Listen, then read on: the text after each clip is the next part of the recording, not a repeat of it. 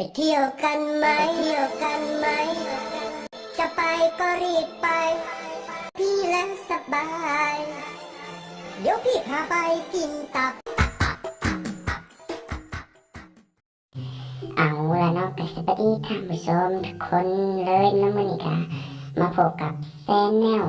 กิตับแซนแนลมื้อนี้ก็มาอยู่มีแขกรับเชิญมาเนาะคือว่าไอซินนั่นเองเนาะโอเคเนาะมื้อนี้เฮาก็มาเล่นโหมดปืน CG15 หรือว่า15นั่นเองเนาะมื้อนี้ก็มาให้ไอซินแบกเนาะพี่น้องเฮาก็มาเบิ่งกันเลยว่าไอซินกับเฮานะไผสิว่าคิวร้ายกว่ากันนะแต่ว่าเฮาว่าไอซินนี่คิวร้ายกว่าเฮาแน่นอนนะเพราะว่าเฮาเล่นปืนนี่โคตรบ่ลืมเลยอันนี้ความจริงเนาะเล่นแบบแทบบ่ได้เล่นนะโอเคคนรวมน้ำเฮา2คนว่ะคือ3นี่แหละโอเคเอาคนเดียวบ้านลงใจว่าบ้านพี่น้องเลยลงมานี่แหละโอเคตกอย่างนี้เลยเนาะพี่น้องบ้านตายเขาต้องเกี่ยวฮะกอ3โหมดนี่มันจะมีแต่กอ3กระเป๋า3กองยาและกาปืน CG15 ทุกคนเนาะโอเคมาเบิกกันเลยว่าซิแม่นยิงหัวผมเหมือนนี้เนาะปกติยิงโตมันก็ตายเนาะแต่ว่าเขาอยากยิงหัวนะซ้อมไว้เพิ่นว่าโอเคแต่ว่านี่ไอซิเพิ่นเข้าไปทางพุ่นเนาะก็ฟังไปก่อนใจเย็นๆโอเคได้มา2กระบอกแล้วก็สวยแล้วโอเคมีคนพี่น้องมีคนนัดเดียวนี่สิถือบ่จะไอ้บ่ถือนัดที่2นี่เขาว่าเน้นฮัลโหลโอเคเนาะดันไปใส่เลยมีอันนี้แหละมีหมวกไปก่อนโอเคนัดนี้เขาต้องเอาดีๆเลยทุกคนสับปืนมานิ่งบ่บ่ถือมายิงหมวกไปก่อนแล้วกันนี่ถือเลิศอันนี้บ่ถืออยู่นี่แหละทุกคนเลยคนบ่แม่นมันก็เป็นนั่นนี่แหละมันนี่ทุกคนก็เสียเนาะว่าเขาเล่นปืนนี่บ่แม่น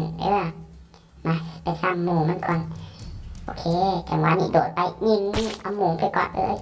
มันสวนมาแล้วโดดไปแป้งไปลิงโดดไปแป้งไปผมใหม่ก็ว่าแป้งไปลิงเนาะค่อยก็ได้โอเคแต่ว่านี่ไอซินก็ยิงซอยเนาะมีเสือบอกฮัลโหลมียั้งถามกันเลยอุตส่าห์ซอยชีวิตได้ค่ะหนีบอกหนีบอกฮัลโหลหนีบอกมันเก่งอย่างนี้โอเคแต่ว่านี่ก็ตายก่อนทุกคนเลยไปนำขามันเลยแหละโอเคว่าจะบอกเห็นมันเอาไว้สัตว์ยิงบ่ถึงยิงบีบยิงบ่ถึงสัตว์ชีวิตเขามันคือเป็นอย่างนี้โอเคไอซินคือความหวังหมู่บ้านทุกคนเนาะไอซินทุกคนไอซินสู้ๆไอซินกูยิงจังหวะนี้เดี๋ยวมึงเจอไอซินกูนี่ไอซินหงายเงือบเลยไอซินคอยเห็นเป็นอะไรเราเด็กเก่งขึ้นยังนี่ป่ะอย่าห้องกับอ้ายคอยโอเคเนาะจังหวะนี้ก็ไปปั๊มยาก่อนทุกคนถอยไปปั๊มยาก่อนถ้าบ่ปั๊มก็อยู่บ่เป็นเลยทุกคนเลยโอเคปั๊มยาแป๊บนึงตาเลือดเต็มหลอดแล้วจังหวะไปบวกต่อโอเคเขาเบิ่งน้องมือนี่ใช่เลยที่1เซอร์เด้ย่างบ่ได้อยู่ข่อยย่างตายก่อนไอ้ซินอยู่โอเคไปวงชิมาเลยบ่ฟาร์มไปมันมีกระเป๋า3ใส่ได้แล้ว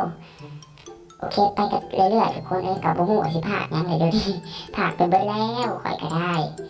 โอเคมันอยู่ใส่ละคนบัดนี้ไอ้ซินไว้นอกหมอกไอ้ซินว่ะโอเคเดี๋ยวเจอข่อยนี่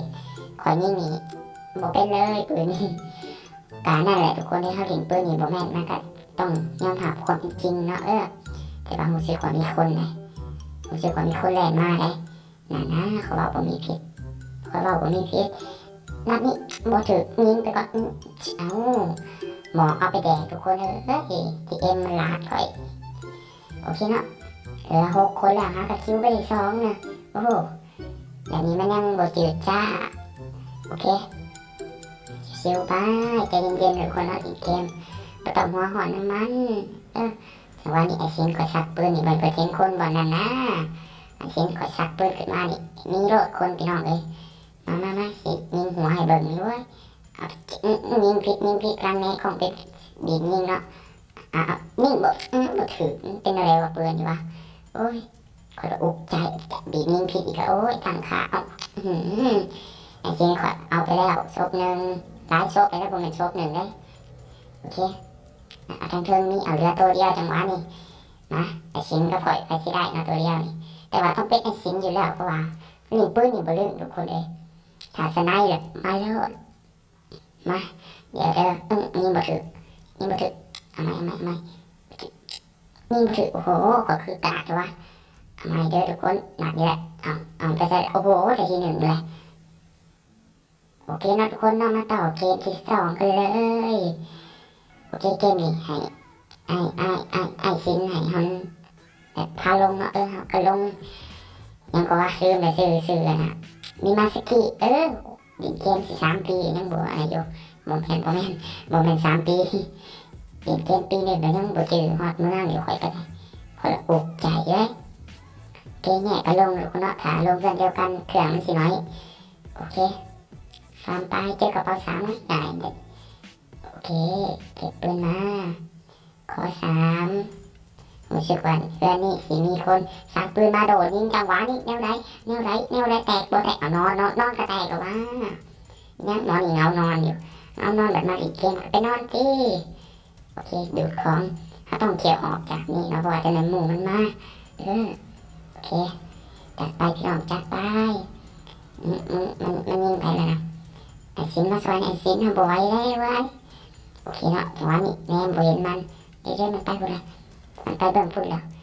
โอเคเนาะให้ไอ้สินละไหลซะเพราะว่าเฮาสิไปอ้อมหาซะเด้อเพราะว่าเฮาก็เล่นปืนนี่บ่เก่งก็เลยให้เราไปจะเกือบพี่น้องเกือบโอเค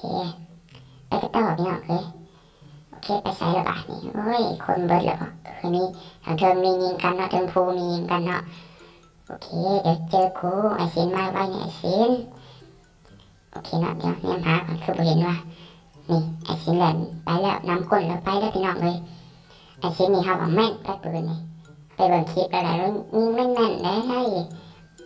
โอเคเดี๋ยวเจอกันนี่ไอ้สินกูแน่แล้วนี่ไอ้กูเอานอนไอ้สินเห็นดาวจังหวะนี้เอาบักนี้มาบักนี้คือยิงบ่ถือว่ะยิงบ่ถือบ่นาดนี้ต้องบ่พลาดนาดนี้ต้องบ่พลาดโอ้โหแอบใส่มาเลยเนาะอะไรบักกินตักมันสิบ่ขาดจะโตเลยบ่วะมาบักกินตักไอ้สินแล้วคือยิงแม่นโหว่ะเขาเลยยอมใจแหงเลยโอ้โหเกินไปไอ้สินค่ะยิงโคตรแม่นแบ่งเฮาในเรื่องความโหดจังนะเนาะโอเคมีคนเงินแอลประมาณนี้มามันเห็นไปดาวไอ้ซินบ่ยิงดาวนะไผ่บ่หูแล้วหูตัวกูยิงตับใส่แตกไปเลยจังหวะนี้มันออกมาแม่กล้ายิงเอิญบ่ออกมาหวยออกเถิดแล้วขอรถขาที่มันออกแล้วครับอันนี้ยังบ่ถือเฮ้ยเกมบาปทุกคนเลยเนาะยิงกาดยิงแบงออกไปโฟดเกมแล้วข่อยก็ได้โอเคจังหวะนี้เป็นอะไรบ้านี่โอ้ขอยอกใจเลยมันบอกออกมันไปเข่าเป็นเอวทุกคนเลยโอเคดันเข้ามาสินก็ได้เขาสิหลอกไอ้สินให้สินดันเนาะถ้าไปได้คิวเดียวมันบอกคุ้มค่าโอ้ยมาบอกได้แล้วไอ้สินเลยต้องดันแล้วสินเลยมาเดี๋ยวเจอไอ้สินดันเลยไอ้สินเดี๋ยวส่องก่อนแอบมองเธออยู่หน้าจ้าสินดันแล้วนะจังหวะนี้มิตี้ทรีมิตี้เปียดทรีมิตี้เสียนะทุกคนเนาะมีคนมาเสียสัตว์ลินพันเลยเอาไปใส่เบิร์ดบ้านพี่น้องข่อยแน่หายแบบรถเด็กกระโปงจังหวะนี้มีหลังกับเขามาเนาะหลังนี่นะสิโหดว่ะโอเคเอาไอ้สินกูโดดไปได้ละไอ้สินกูโดดไปได้แล้วไปน้ำไอ้สินแล้วข่อยไปเบิ้งสิลาไอ้สินโชว์เบิ้งสิได้ปะวะราคาได้แล้วพอเนาะยังจังหวะนี้กระแทกเลยสิบดากูบ้านเนาะไอ้สินข่อยแน่นี่นะมันเจ็บขาอยู่ตรงนี้มึงเจอกูอย่าเหตุอ้ายกูมึงอย่าเหตุอ้ายกูมึงอย่าเอาใส่เอาแล้วเนาะให้เบิ่งคลิปนี้แล้วก็กดไลค์กดแชร์ให้บักกินตับเด้อ